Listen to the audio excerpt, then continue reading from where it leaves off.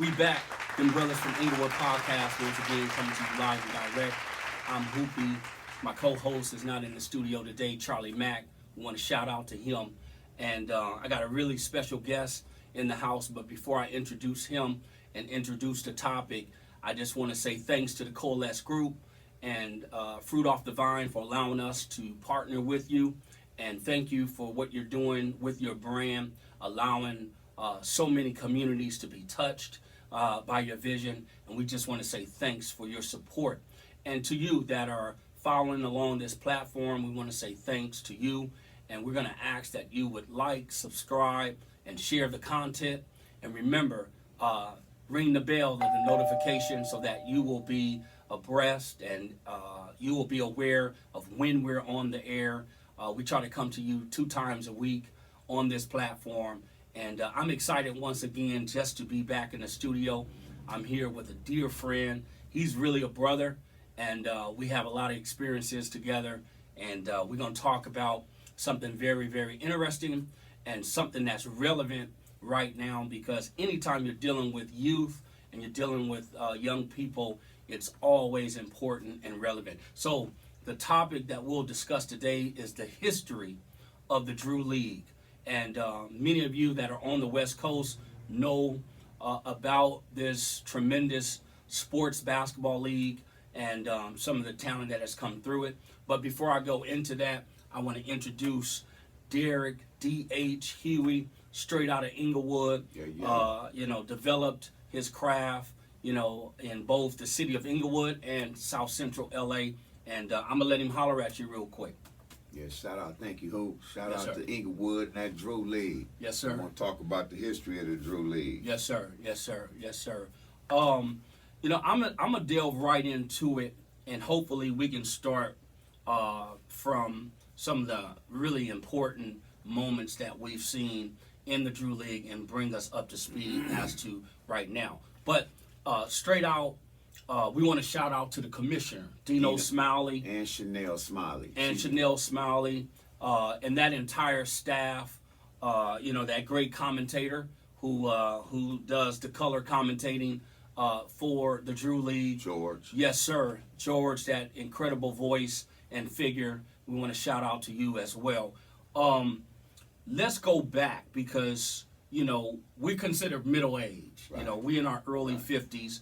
And we heard about this league. We saw a lot of the talent that came through it.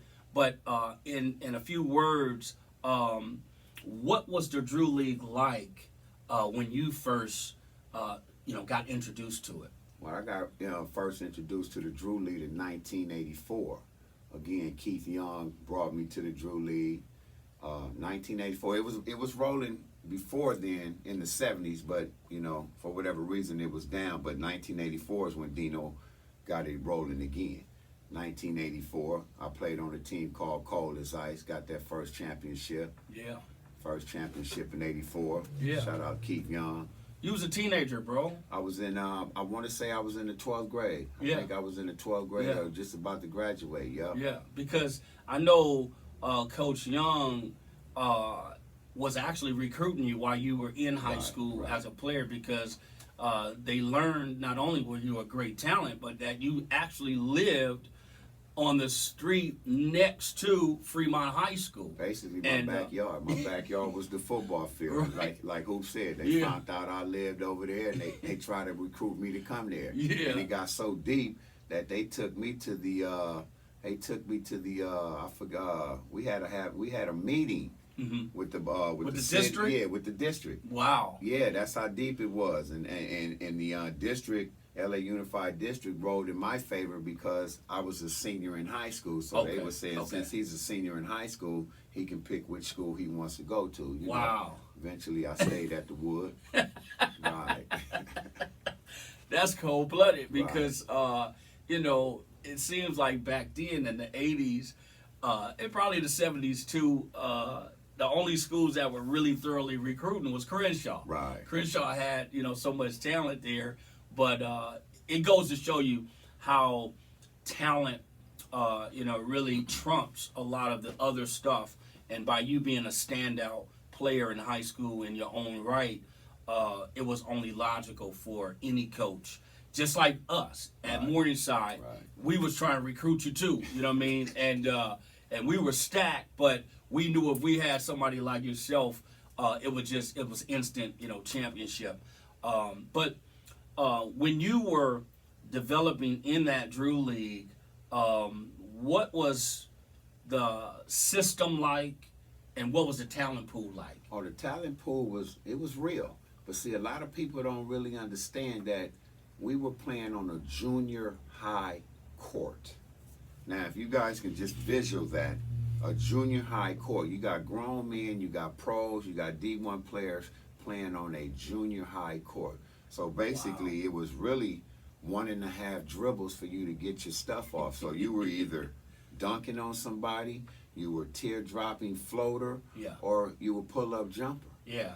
Yeah. It was one of those three things. Yeah. It was one of those three things on Yeah. the junior high court. Yeah, and what was so tactful, I think you had to have a certain skill set because these guys were giants. Right. 6'10", 6'9", long arms. Right. The guards were bouncy, Right. from 6'2" to 6'5". They were very athletic. Right. So they could get to the cup in 2 dribbles. 2 dribbles. And it seemed like the basket was only 9.5 feet. Yeah. You know, 9.5, 10 and feet, yeah, and then from all those big guys dunking all the time, I know it wasn't regulation Right. because you pulling on the rim all the time. But just to say the least, when I was a small kid, didn't know anything about basketball, my dad and some of his colleagues and friends, they talked about the late great Raymond Lewis. Ooh. And I remember my dad taking my brothers and I up to Drew Middle School and watch the dog fights. Right. And even though that was a certain event, you could hear over the top of that conversation about this Raymond Lewis, Right. and that he was playing even at the Drew League. Right. Now, you got a chance to see him play.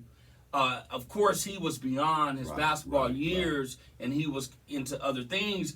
But you still got a chance to see his skill set Right. because I had only heard of him. I had never seen him. You Right, saw him. right. What was that experience like? Just to know somebody say, "Hey, man, that's Raymond Lewis." Right. Just to see, because at that time he was much older, but still, just to see Ray Lou and like, man, that's Ray Lou right there, Right. man. That's Right. that's the legend of Los Angeles. Right, Yeah, right. It was an honor to see him play. Back then the young folks, we didn't. Well, I knew who he was, but the young folks Yeah. didn't really know who Ray Lou was. No. So, No, because I heard from time to time he would pop into the gym Right. and he would only play a half. Right. And sometimes he would have 30 and a half. Man. And you're talking about in a small junior high school gym, Right. and this guy is not playing on a regular basis, Right. but has the ability to drop 30 and 35 points and a half, Right. and then, go on about his business. Now, just fast forward a little bit further, as you started matriculating through college, and then you started playing regularly in that Drew League. What was the type of talent and who was the dominant names at that time? Cheaters, the Posse, Mm-hmm. Team Champions. Team Champions, that featured Big John Williams, Joe Barry, the legendary boy from Washington, Will Alexander. Will Alexander. Those were the top cats. We had pros playing in the '80s, but it wasn't medialized. We Lester always Connor had, was on Lester that Connor team. was on that team too. Shout out to Monye. Earl Monye. He Irv was on that Monye. team. Yeah. Big Tellis Franks. Tellis Frank. They had killers, Yeah. man. They Yeah. had killers. The talent pool had always been real. Yeah. It always been real. I enjoyed watching. I mean, of course, we played against them. Right. And I enjoyed watching. I don't know why he was such a standout. Maybe because of the way he approached the game. Man, I enjoyed watching Dane Suttle. Man. Oh yeah. Shout out to Onion. Dane Mongo. Suttle, his entire approach Right. was that he was the dominant guy. Right. Pro mentality. Oh man, he talked to the refs. He talked to you. Right. He knew, how to plug in Right. certain things. He he called timeout. I mean, I just marveled over the way he played the game. Right. And it's not a wonder that he had so much success in high school and at Pepperdine, and then later on in the pros, which his injury kind of derailed his career. But the feel that he had for the game, and then to come back, Casper Ware. Shout out C-Dub, senior too. He was always teaching. Even when I played against him and I saw him play against people, he was busting people's butt, but he was teaching. At the same time, he was teaching, hey, little fella, do this, and hey, little fella, and I think those are the things that we don't see today, as opposed to what we grew up experiencing. Now, you were always one of the top scorers in that Drew League, even though we were young, and then later on when we were in our late 20s and early 30s, you were still always one of those top scoring threats. We knew who, and it's crazy because me and you never played on the same team. Right. And the Drew, because you was already handpicked. It was no, DH is with us, and but the crazy thing is I always wanted to play with you in the Drew, but we never got to play together. So whenever we went up against each other, I already knew what the mentality was. We already knew you might as well put 25 in the books. This dude is going to show out. But you also got a chance to play with Onion. And I don't know if Kenny played with you, but Kenny Bruner played with you a couple of times. Yeah. BD was on that team. Right. Gumby was on that team. Yeah. Right. Mario Bennett. Yeah, we had killers. Exactly. Mongo. We had killers on that. And that squad was deadly, right? And then I saw it kind of, branch out because Kenny ended up playing with Problems, right? And the crazy thing about Kenny Bruner is, man, he started winning. Right.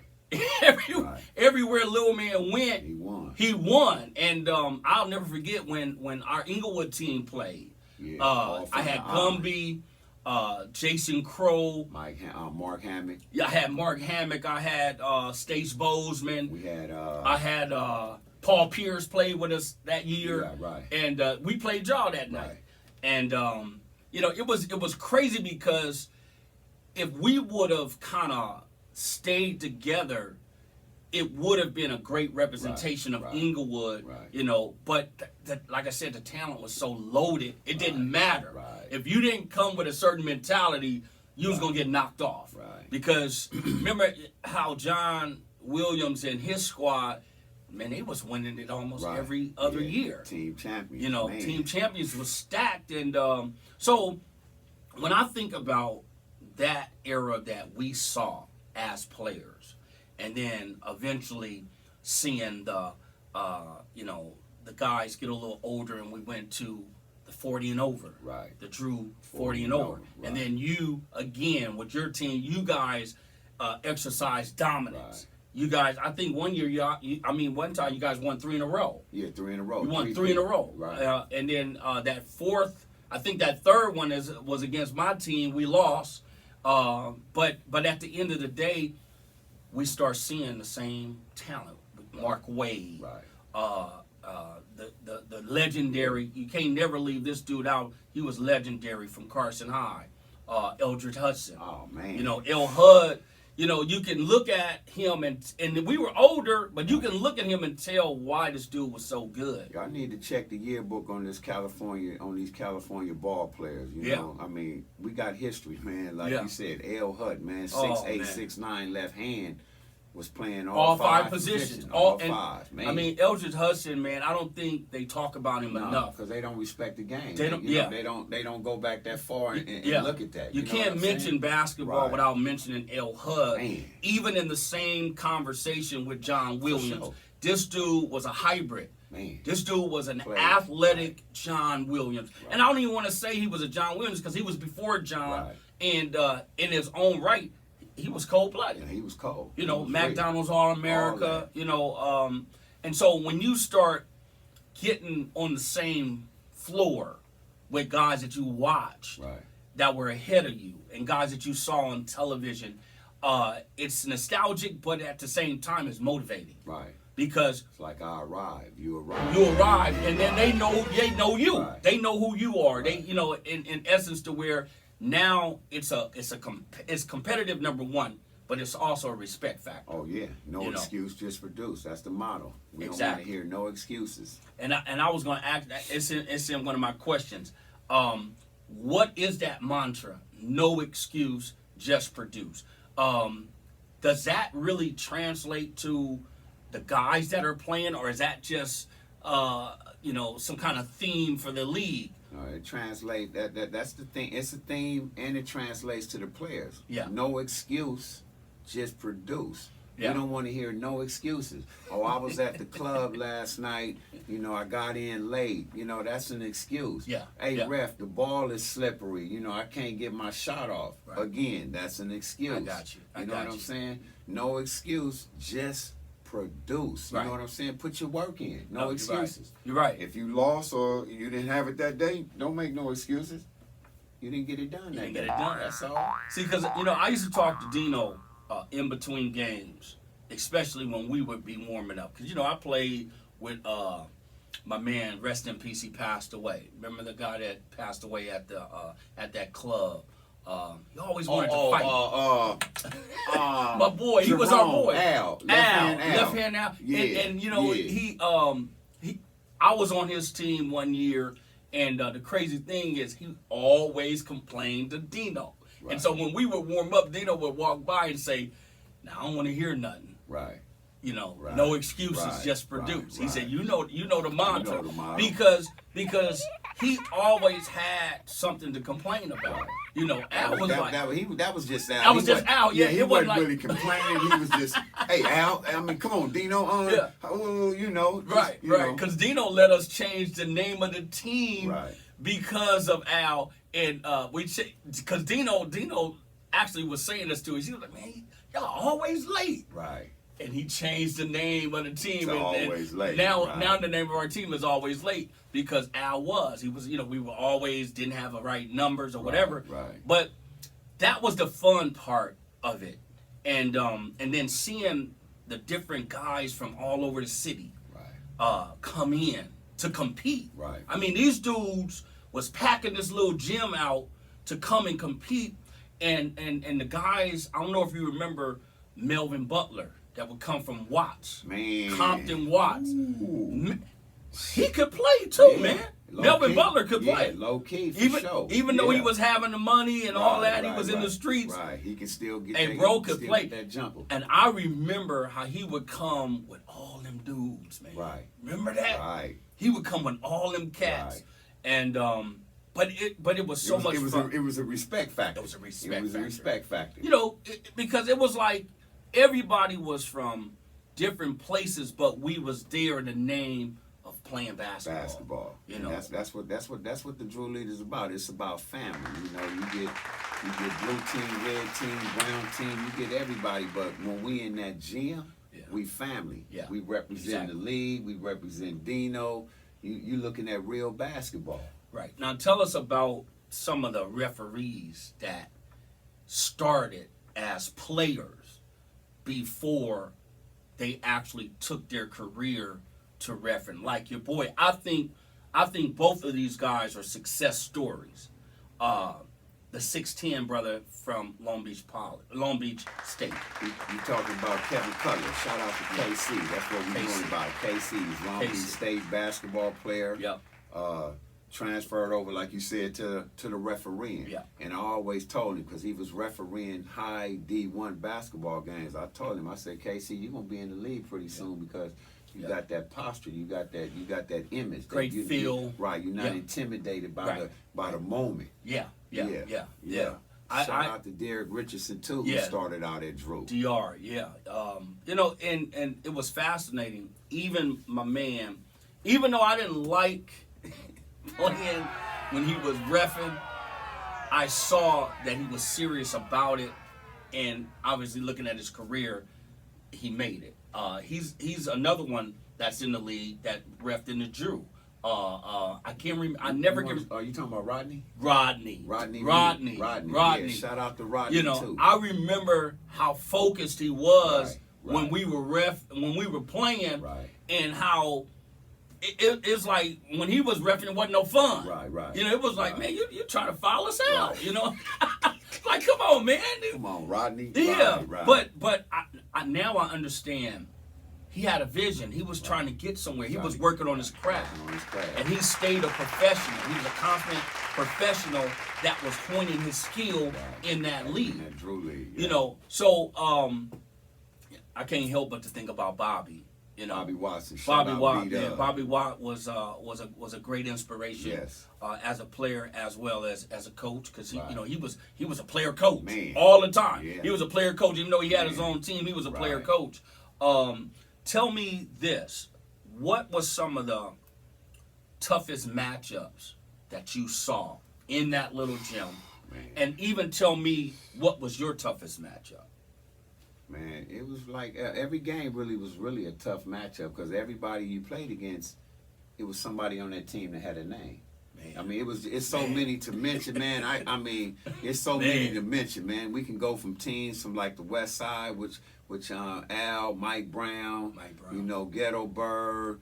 You got teams like ICANN when Rock brought his team. And I mean, Dwayne Cooper. Man, Dwayne Cooper always was his guard. What's your boy, Derick, the left-hand shooter? Derick, his son plays at Long Beach State right now. Derick Anderson? I'm not, Derick something. Yeah, He's from Long Beach. Right, he's Long Beach. Yeah, he had that problem. He got shot. Right, and just like every week, man, it was killers every week though. It was so many to name, but I know the teams, and when I know the teams, it was just killer, man. Yeah. Every week. Yeah, I saw the guard play was phenomenal. Right. Because even if a guard wasn't scoring, he was guarding you. Right. And in that little gym, Right. you really had to have some Right, stuff you to gotta get to have that some- basket because the court wasn't big. Right. You know, and then the help side defense, your stuff was going to get plastered if you didn't have a teardrop. Floater, dunking, jumper. It had to be one of the three. Exactly. So I think of, and forgive me for not remembering his name because I had a lot of battles with this guy. He was very, very tough. He ended up selling products and food outside of the gym. Oh, you talking about Marcel? Man. Marcel, yeah. Man, he was a problem, man. Man. Hey, Marcel was a problem, man. I mean, I had to really go in my bag. Right. Every time I saw this guy, hard. he played at 94 hard. feet. Yeah, picking you up. Man, I had to, I had to like really. Yeah, shout out to Marcel out there. Yeah, you know, Tulsa Hurricane. There you go. I think probably one of my favorites that I like to go up against was Shake. Yeah, He always brought Shake always brought the best out of me. Right. Even though he was younger, but he was just so good. Yeah, he was so skilled. He had a gun too. Beautiful jump shot. He had a gun too. Yeah. I love to compete against him. Right. I loved Robert Moore because Robert Moore, I watched him since he was young. Little Tank. Yeah. Robert Moore was another one that I loved to just, had that herky jerky. Yeah. And he could pass the ball, like crazy. Right. And then I think Mo Spillers was my guy. Yeah, Mo, that I loved to play Mo with. Spillers was real too, though. I love to play with Mo because Mo played hard. Man. Mo played both ends too. Yeah. And if you was Cadillacing, he didn't like that. He didn't like if you wasn't going hard. No, he didn't like that. He would bark at you, get in your ear to get you rolling. Yeah. You know what I'm saying? Mo Spillers, shout out, man. Much love, bro. I remember when he started coming down to Rogers. And I first met Mo Spillers and his crew because I was playing at the Salvation Army League downtown on Union and Pico. Yeah. That's why I first ran across. Because you brought me into that league. Right. I first ran across Mo. Okay. Mo right there. Okay, I got you. Like, damn, homie, you need to come on down to Drew, player. Yeah. You know what I'm saying? Yeah, and the rest is history. Yeah. Because I remember when he started coming up to Rogers for the first time in those early '90s, and dudes was kind of like going at him like he didn't belong. Right. He was like, man, don't get it misunderstood. Don't get it twisted, though. I'm from South Central, man. Right. I came over here to hoop, but if y'all want to do that that, we too, can do Right. We can do that too. Yeah, and I think that was my first experience with him when he first started coming to Rogers. and I saw his, how he competed. Right. Let's fast forward a little bit. You never can mention the Drew League without mentioning the guys that won, right? So you got Left Hand Al Cavaness, he won there. Of course, Kenny Bruner won there. Casper Ware won there. I don't know if BD won there. I know the BD won with the touring teams. Yeah. They won when he would go across the country. Yeah, he won with us with Posse. Okay. Yeah, he won with us with Posse. Okay. And then we saw the great high school teams come down there. Yeah, Westchester. Westchester. That's Bottoms. they got him. Scott. Yeah. What's your boy? Brandon that went to G-Town. Yeah, Brandon Bowman. Brandon Bowen. And then Bottoms. And then of course Hassan Adams. Yes, sir. Don't forget Ashante. Right, he was there. Yeah, all of them was there. They were all there. They were all there. They took their lumps in the beginning. Yeah, but they did. It made them better. They started dominating the city. So they started dominating the city. Yeah, exactly. They started dominating the city because they was playing against pros. Right. And high D1 players. Right. That came through there.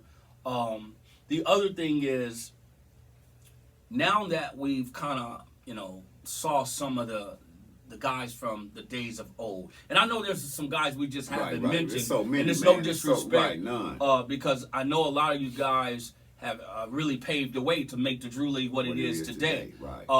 But as we kind of transition old, Rock and I Can brought a whole different element to the Drew, from that small gym to even where it is now, because Rock's mentality translated to his players. Right. And he brought that rugged, tough, man, charismatic play to the Drew, which balanced it out, because the Drew was always tough. It was never considered a finesse league.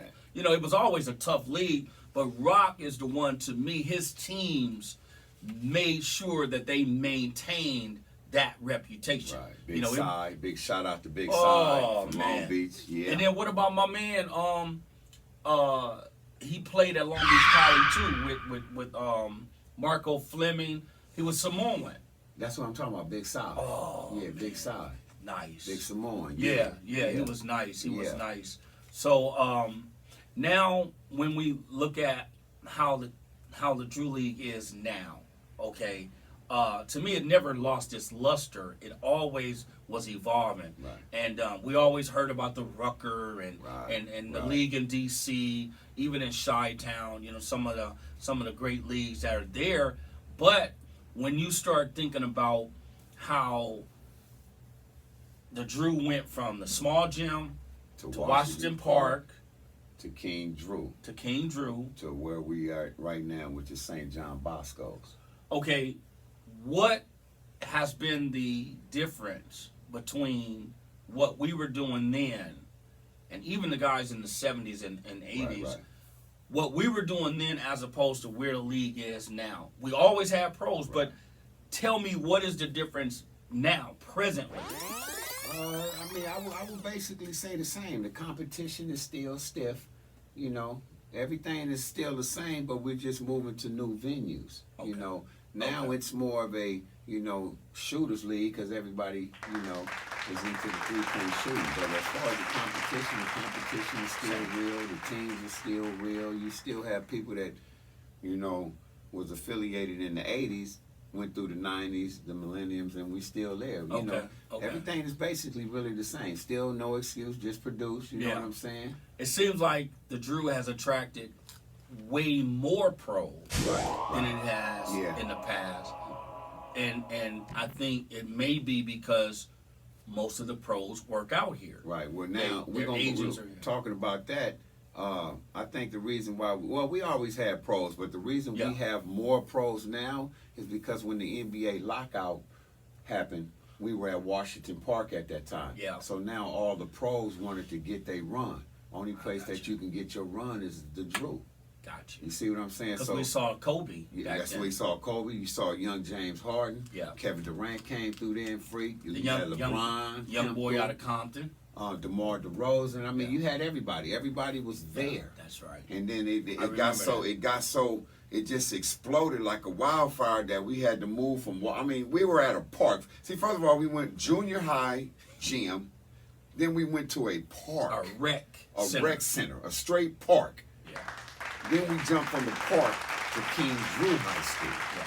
You know, where we can kind of accommodate everybody. Yeah. But it was just always mad. You went from junior high to fans on the court to when KD came down there and threw it off the backboard and dunked. We went viral after that. Yeah. I mean, you know, Yeah, it was already real, but right. we went viral after that. Yeah, Y'all want to know true. what I'm talking about? Look up Kevin Durant throwing it off the backboard at Drew, and you'll see what we're talking about. We were at a park.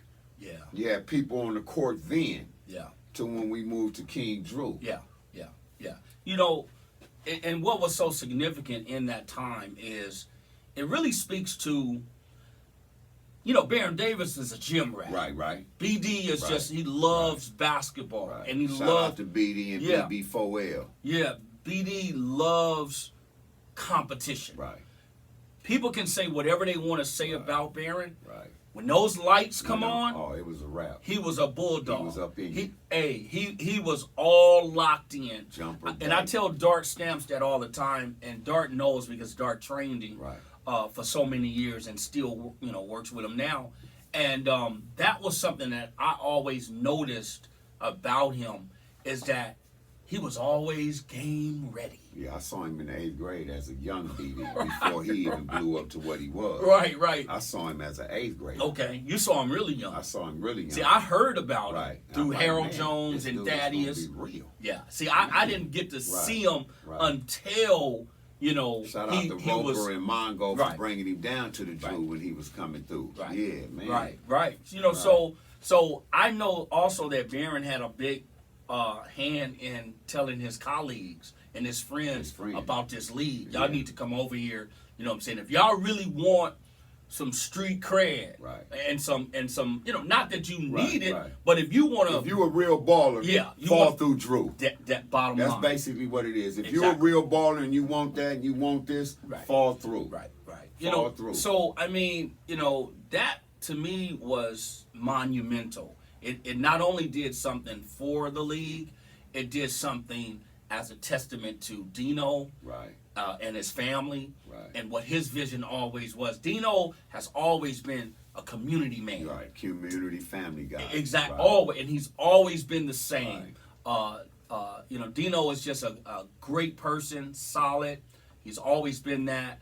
And his brother, you know, I mean, he's always shown love to that community. Smiley, yeah, you know what I'm saying? And, you know, that was always a blessing to me to want to be a part of that league in some kind of way, whether I was just coming to support and watch or whether I was playing.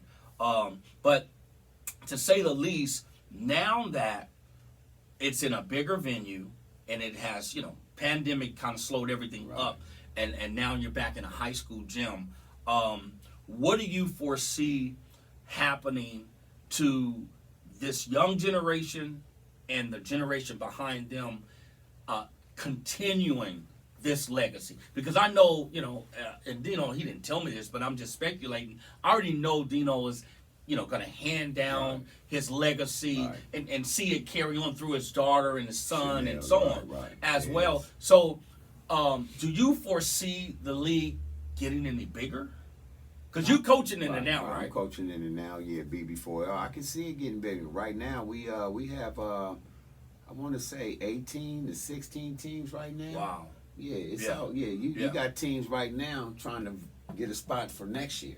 Yeah. You know, everybody think they can compete in the Drew League until you get down in there. Right. You know, no disrespect to other leagues, but, you know, when you step into the Drew, it's different. It's a whole nother animal. I mean, you know what I'm saying? Like Dino always told me, he said, listen, man, I don't want no forfeits. We don't have that down here. I mean, we don't. Dino was so real with it that when new teams wanted to come through the Drew and get in, he would make them play. He would make them play to see if you guys can compete. Yeah. And if you couldn't compete, you're not getting in here. Exactly. Again, no disrespect to other leagues. You may run that league like you do, but when you get into this Drew, It's totally different. man, it's a whole nother animal, It's man, totally that different. you haven't seen before. Yeah. From the refs to the fans to the players to the coaches to everybody. Yeah. Blowouts. He Man, ain't with he that. ain't with that. He ain't with no blowouts, Right, none of that. Right. Which to me, his standard. Right. High standards It was always high, and Right. and it yet remains. to this day. Now that you're on the teaching side of it, because people don't really understand that coaching is teaching. Right. Now that you're teaching these young adults, some are older vets or whatever, but you're getting an influx of young talent that needs to be developed. Right.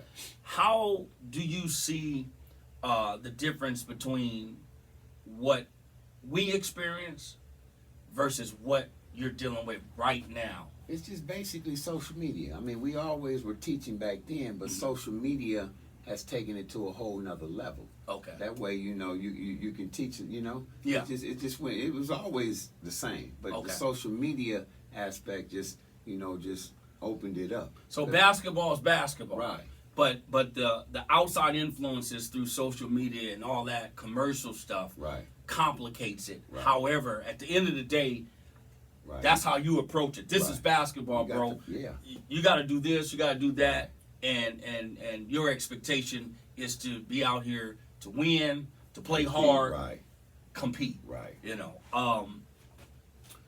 as we bring this to a close, I want to say this. First and foremost, thanks for being here. Yeah. Thanks for having me. You know, your knowledge, your experience of the game is tremendous, and I think young people need to start gravitating more to the experience Right. that's in front of them, more so than trying to be a highlight reel. Right. You know what I'm saying? Because, yeah, I know eras change. There's different players. I get that. But, man, basketball is basketball. Right. You know, and you can still learn Right. from those who have been before you. Come. Yeah. You know, I think there's a big difference in some of the talent that we see in the pros as it relates to why they're having success and why others aren't having success. And I think it's the mindset, how they approach it. Right. Are you caught up in social media? Most of these young folks they caught up in the social media. They looking for the likes and the follows. There you go. They looking for that crossover and make somebody fall. But when There they you shoot the jumper, it's either air ball or a miss. But that don't mean nothing. Right. You know, I go back to when I keep talking about it. Fundamentals. The fundamentals. People don't work on fundamentals. How are you going to make a 3-pointer if you can't hit a layup? Yeah. You know what I'm saying? Yeah. You know, I mean, it's the fundamentals. If Yeah. you want to be good, work on your fundamental game. Yeah. They don't teach that no more. They do teach it, but craft your fundamentals. Yeah. You work on your fundamentals, man, you can go a lot of ways with that. You can go a long ways with your fundamentals. Yeah. That's You know, true. that left hand, right hand dribbling, that pull up game. Everybody, you know, wants to be a 3-point shooter now. That's true. You know, everybody can't do what Steph Curry does. Yeah. Steph Curry was doing that when his dad was in the NBA. So he got reps. He's been Yeah. doing this for years. As Yeah. a little kid going to the NBA arena. Yeah. You got, like I said, you get people out here now, they just want to start shooting threes but can't even make a layup. Man, it's crazy because it seems like these kids are being taught this between the ages of 7 and Right. 11 to do the wrong stuff. Right. I tell my big man right now, I don't want you shooting threes. You shoot threes, you're coming on my bench. Yeah. I feel you can be effective in the paint. Okay. Pick and roll. Yeah. Now, if you a shooter, shoot. Pick But and pop. right. You know, man. You know, when I think of some of the bright spots that are in the Drew now, which there are a lot, Man. but man, tell me about that Frank Nitti, dude. Oh, man. Shout out to Frank Nitti, man. 3-time MVP down there at Wow. Drew, man. That dude's a Wow. killer, man. That Wow. dude's a hog, man. I had a chance to see him when he left high school. I really got notice of him when he was at Cal State LA when he was over Okay. there with my boy Onion Dane Subtle. Okay. But man, yeah, that dude plays hard, man. A lot of He's people good. think he Hollywood. Nah, he ain't Hollywood. He play on both He ends. play man. on both ends I of the saw court. that. And he got the little nickname as a pro killer. So any pros that come down there, he's undefeated on them. You know, I ain't gonna shout out no names. Right. Well, we saw it. Some of it is documented. Right. We don't even have to throw the names out there because it's documented. Right. You play against him, man. You got to be ready to go. Like you said, he played both ends. He played both ends. Both ends. I got a chance to meet him when you guys were down at Southwest. Right. When Jamal's team came, Seattle. Right. Crossover league. Yeah. Shout out to Jamal Crawford. Yeah.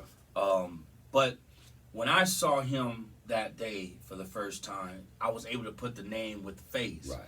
And when I got a chance to go down and talk to him, it was humble guy. He's a very humble guy. Man. He's a humble guy. He, I said something because actually I didn't know really who he was. Right. At that point, I noticed how he was dominating and impacting the game, and so when I was able to go down.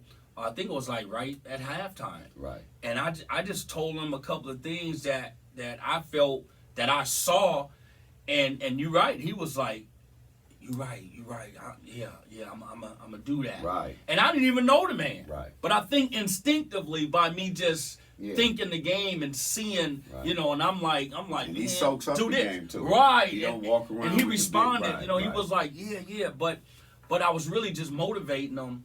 Or encouraging him even more because what I saw, I was like, this guy is good. And then Marcus Williams told me, he's like, yeah, man, this guy is good, man. Yeah, he the real. Because him and Marcus in that backcourt was, it was just virtually, unstoppable. Frank Nitti, man, he's out there. You can catch him in the big three. You can catch him in Drew. Yeah. So when you go against him, you got to have your A game.